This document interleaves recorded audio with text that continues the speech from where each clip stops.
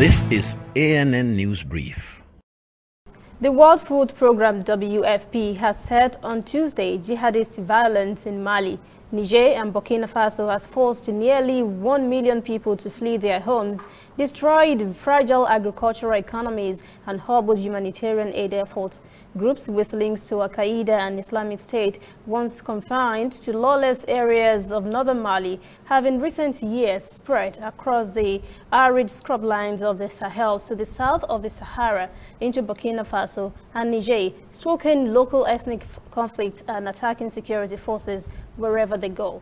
WFP spokesman Have Vahusal says the world does not yet fully understand the extent of the mounting humanitarian crisis in the central Sahel region, adding that if action is not taken now to tackle hunger in the Sahel, the whole generation would be at risk. The WFP said in all, 860,000 people have been displaced across the 3 countries and 2.4 million are in need of urgent food assistance. But a lack of security stops most of the aid reaching those in need.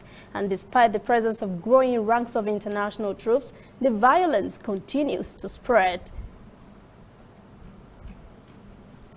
Students and teachers in Somalia are back in class as several universities resume classes after recent floods displaced thousands and forced schools to shut down in central Somalia. Up to 30,000 students were denied learning opportunities during the recent floods. Education officials say 80 institutions were forced to suspend classes as floodwaters filled classrooms. Students are now preparing to sit for midterm exams next week. Some of them had relocated as a result of the flood and now have to commute to campus from their new temporary location and internally displaced home to about 250,000 people.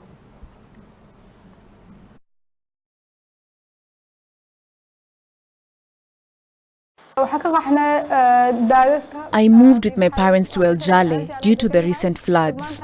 We have now resumed classes and will sit for exams in the coming days. Authorities must come up with solutions to prevent flooding in the near future.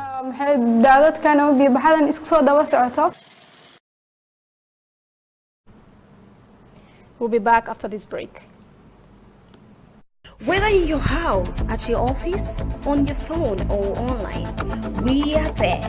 We have the facts behind the headlines. We cut to the chase with the news you really need. We cover every angle.